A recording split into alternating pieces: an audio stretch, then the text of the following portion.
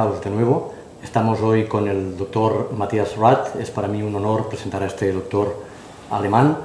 Era director del Instituto Linus y ha hecho dos libros importantes. El primero es Victoria sobre el cáncer, que habla de medicina celular, y el segundo, y para mí fundamental y súper interesante, es el de las raíces nazis de la Unión de Bruselas, donde ahonda sobre temas económicos y políticos, sobre todo de las farmacéuticas. Bienvenido, Matthias. How are you? Bien. Okay. I've been listening to you, and you are exceptional. I'm very honored to have you here in this interview. I know that you've been director of Linus Pauling Institute. This was a long time ago, probably. Mm-hmm. What is the importance of vitamins for human beings? Vitamins mean life. Okay. Every cell is only working if the energy is being created within what is called the biological power plants of the cells, or mitochondria. And the fuel, the main fuel these cells use to function properly, are vitamins and other micronutrients. So the sentence "vitamins mean life" is a good summary of what the significance is. Okay.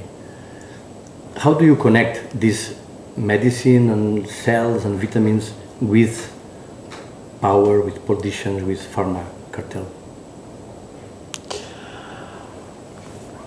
I didn't do that in the beginning. I was a scientist who was interested in solving problems of human health, starting with cardiovascular disease, and I started off very conventionally at the medical school in Hamburg and doing research in what causes atherosclerosis, and then stumbled on the role of vitamin C in that context, at which point I thought that everyone should be interested in this discovery. Mm-hmm. And it was over a long process of learning for me that I realized the interest groups in the field of health, and that vitamins or any substances that are not patentable are not only unwanted, they are being actively fought.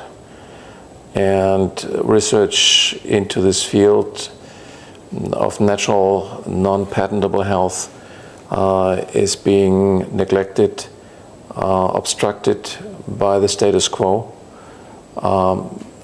for economic reasons primarily. Mm-hmm. And they are, in a nutshell, the following. The pharmaceutical industry is dominating the healthcare field at this point in time, and it is an investment industry, which means that the value this industry creates comes from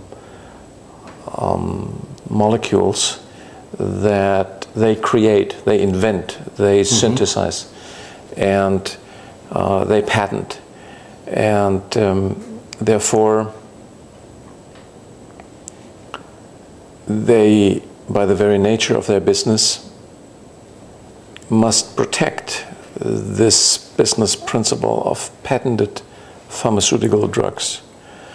And from that analysis follows that in order to protect their markets with these patented drugs, they need to fight everything that undermines these markets by, for example, showing that vitamins can prevent atherosclerosis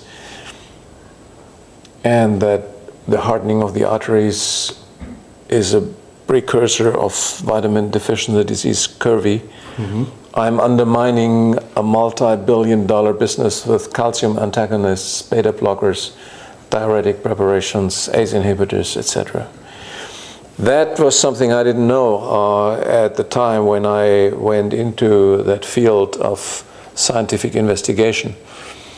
But I think it's part of life. It's part of human beings that we need to adapt. And together with my colleagues, we know that many diseases, human diseases that kill millions of people today in Spain and in other countries, are actually caused, directly caused, or favored by long-term vitamin deficiencies.